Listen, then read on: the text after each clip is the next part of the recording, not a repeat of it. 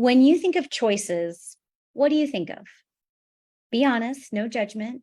Do you think of expectations? Do you think of mindset? Do you think of identity? The truth is, when it comes to choices, so much can affect us, which is why I'm so excited to be bringing Alissa Xander. She was with us for our May Momentum Mental Health series. And today, for our Wise Women Wednesday, she's going to be sharing one hot tip on how to start really connecting to that authentic self so you can make aligned choices for you. Thank you so much for being with us. It means so much to have you back into the community. I am so happy to be here. Thanks, Des. Of course, and I just love you. And I love the work that you do. Last time we were here, you were talking about trauma-informed yoga. And for anybody who wants more of that, just search Alissa Xander on our Facebook and you'll be able to get all of her details there. But you have just such a wide range of wisdom and experience that you can really bring in to offer this holistic viewpoint. And how did you get into this interconnectedness and holistic sense of self?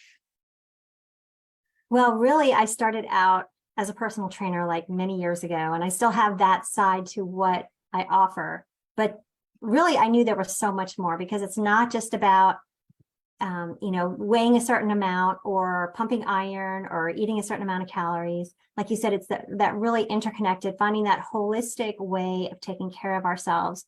And so as I became a yoga teacher and I found Ayurveda, I learned that there are all these different levels. And in fact, we talk about, sometimes we'll talk about koshas, which it's almost like the layers of an onion. And so we all have these different layers, and it's really starting to nurture all those different things. So it's not just your physical body, your outer being, but it's getting to those deeper levels as well.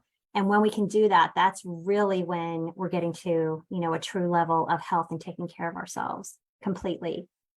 Yeah, I love that. I love kosha. Is that what it is? The layers? Yeah. Mm-hmm. I love that so much, because I feel like that's something that we can all, resonate with feeling. Ladies, drop a yes in the chat if you've ever felt like an onion. Like multifaceted with all of these different layers. And I love that you talk about it from such a standpoint of being, of identity, of mindset, of body, because it really is how we are built. I imagine that it's kind of like every experience, every year that we've gone through, everything kind of adds another layer of being. And I wonder, for women who are new to this mindset, me included, of the kosha and the layers, do you have any wisdom of really how to start safely navigating or nurturing those koshas? Well, a lot of it comes down to self-care, truthfully.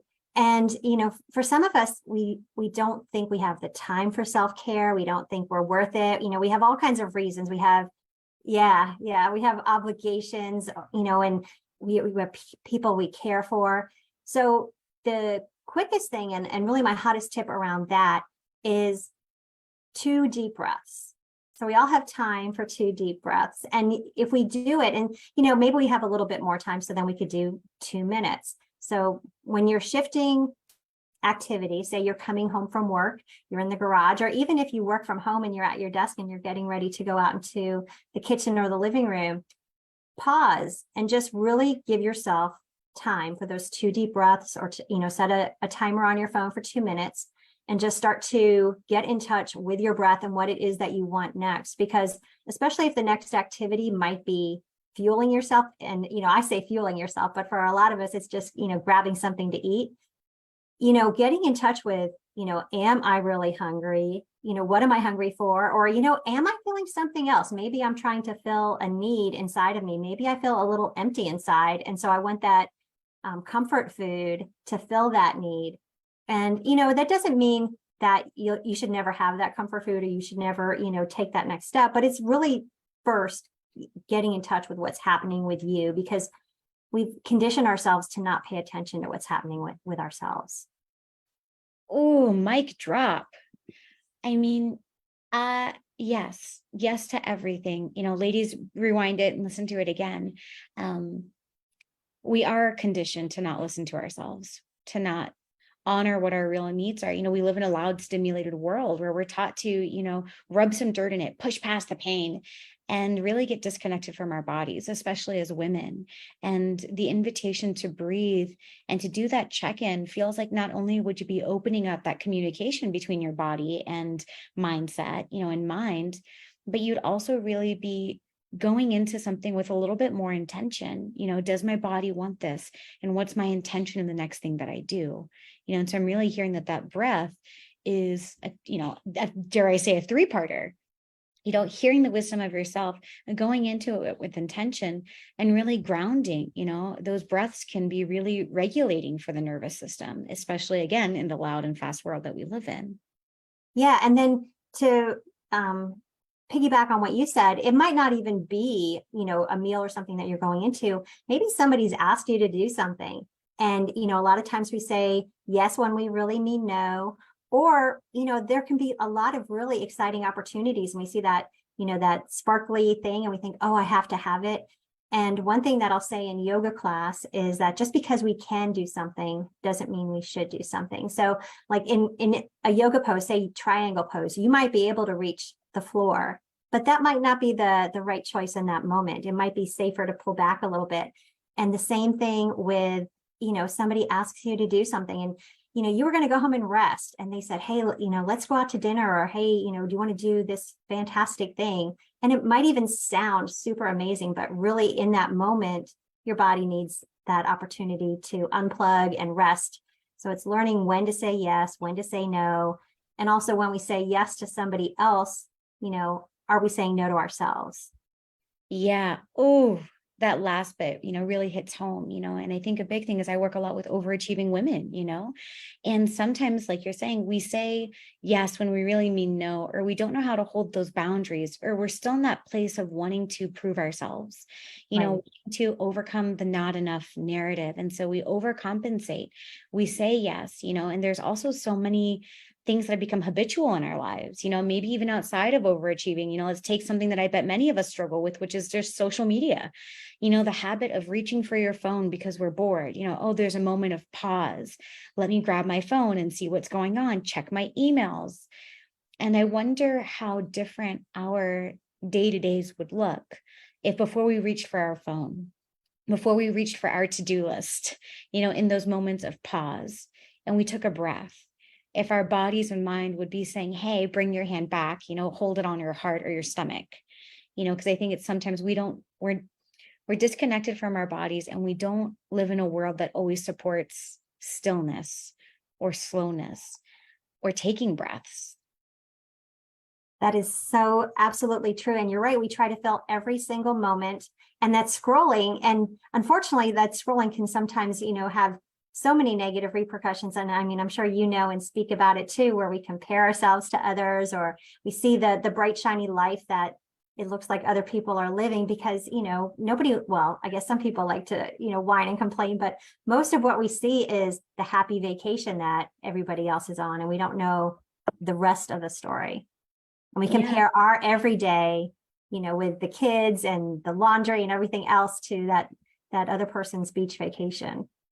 Definitely, and it's, I always like to give the analogy of trying not to compare ourselves to someone's highlight reel. If we open a book, and we're like, oh, this is a really good chapter, but we didn't realize that, the chapters before there was like dragons and dungeons and, and who knows what the chapter is after.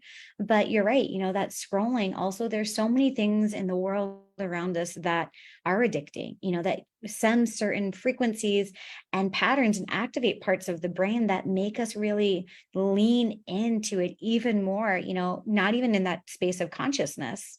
And that's what that scrolling does, the instant gratification, the use of always every few seconds, different stimulation. No wonder when we're asked to take 2 breaths, our brain is like, what's next? Right. And because, you know what, yeah. you said the word frequency, and the one thing that I share with my clients a lot is, everything's vibrating. We're vibrating. Everything has a frequency that's happening. And those frequencies actually influence our internal organs. They can influence, on so many levels, our health, different things that are happening inside of our bodies are a result of emotions and thoughts and things that, we're not even really aware we're influencing. But when we go into those things like, the doom scrolling or the comparison, believe it or not, it can affect, more than just our mood. It can affect our physical health. Yes, and ladies, Tracy Robin, you can find her in the group as well. She was a Wise Women feature, was talking about like issues in the tissues, and that is so true. That's why oftentimes when we get out of retirement, if anybody knows someone who's retired and then they start having some health challenges, our body is holding on to the stress and the tension that we carry through our day-to-day lives. And each one of our organs is connected to different frequencies, different experiences. I work with stored trauma in the body. So that's a big thing for my clients is, hey, that lower back pain, when the trigger is, how is it impacting our body and how are we holding on to it? And I think that's, again, just circling back to the invitation to breathe, how powerful that breath is, not just for the mindset or the connection to our inner wisdom, but what deep breaths can really do for our body. And I'm sure you've got a lot more, wisdom on the benefits of when we breathe, how that can be so nourishing. Oh, absolutely. And I mean, on multiple levels, because we think of breathing as something that just happens. So we don't think we have to. And even in a yoga class, when I cue inhale and exhale, a lot of times, people are still just doing their regular breath, but we don't know how, or we don't realize how, we're not just sending that oxygen to, every individual little cell, but we're recalibrating, we're resetting our nervous system. So there's so many benefits to doing it. Yeah. And everyone, I invite you the next time that you find yourself scrolling, no judgment. We all fall into that. I'll fall into it. Just check if you are breathing. Because that's one thing that I've noticed in a lot of the women that I work with, when they go into that space of scrolling and they, by default, the inner critic comes out, the narrative comes out. When we're going in that space of trigger or trauma, we oftentimes end up holding our breath. And so next thing you know, we're looking at someone who we feel like we should be further along than there, and we're not breathing. And so just check in those little moments. If you catch yourself scrolling and you're being triggered, just check in. Are you breathing? And can you take 2 deep breaths, as our hot tip was shared, and connect with yourself, connect with the version of you that's not in that space of highlight reel, that space that's inside the highlight reel in your heart. Yeah. Beautiful. And these are meant to be short little tasters of the women who are in our community, filled with wisdom. And Alissa, I know you've got an amazing event coming up tomorrow at 2:30 Pacific Standard, 5:30, p.m. Eastern. And, I'd love if you could tell us a little bit about, for the women, what can they expect? Is it for them? I'll give you the floor. Okay. Well, it's called 3 Keys to Live at Your Ideal Weight. And it's really for anybody who's been on the weight loss roller coaster, or even if you're, not necessarily trying to actively lose a whole lot of weight, because I've talked to people who say, well, it's not that I want to lose a certain amount of weight. It's more about, I want to feel the way I want to feel. And unfortunately, we get into this thing where we think we know what we should do when we become our own worst enemies. So if you've ever, basically, stood in your own way of feeling the way that you want, of eating the way that you want, of moving your body the way that you want. And if you want to break through those obstacles and just, live at, whatever your version of an ideal weight is. So I don't think there's any magic number. I think it really comes down to, do you want to get on the floor and play with your kids or your grandkids, or do you want to get out and hike with your bestie? If there are activities you're not doing, or you get up in the morning and you throw every item on the floor because you just hate the way everything looks, or if you've ever used that F word against yourself. So, and you know what that F word is, it's fat. And I think a lot of us can relate to that, where you look at yourself in the mirror and either maybe you avoid the mirror, or, you break down all the flaws that you think you see. So you can't see your true authentic self, and you say things to yourself that you would never say to anybody else. Not even your worst enemy, you just, say those mean, terrible things. Then that's what, who this is for tomorrow. And I really help women and men. I help people feel better in their bodies, no matter what age they are. But I find a lot of us really, that's a starting point. We just want to feel healthy. We want to feel vibrant and vitalized and just, enjoy life. And I love that, because I feel like it really ties back into what we were talking about, how women so often the world that we live in get disconnected from their bodies. We aren't taught how to love it, and what we don't know, we don't know. So it's none of our faults. Right.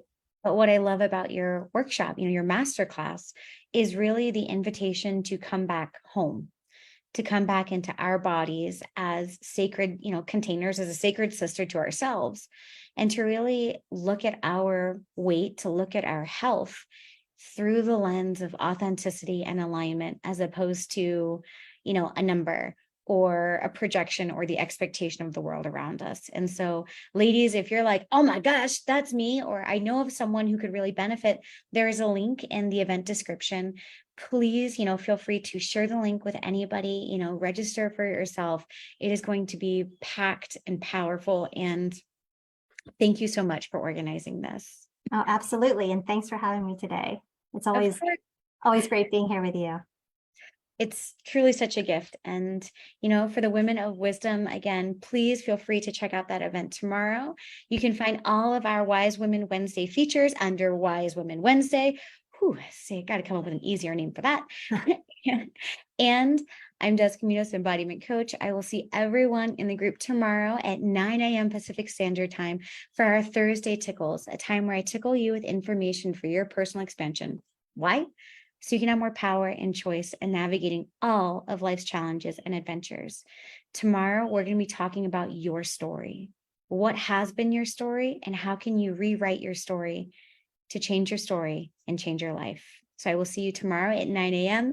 Alissa, thank you so much once again. Last thing that we like to do for these Wise Women features is we just kind of high five off. It's fun, Okay. it's awkward, and it's silly. Okay, ready? Okay. 1, 2, 3. I felt pretty good. Thank you, ladies. Thank you.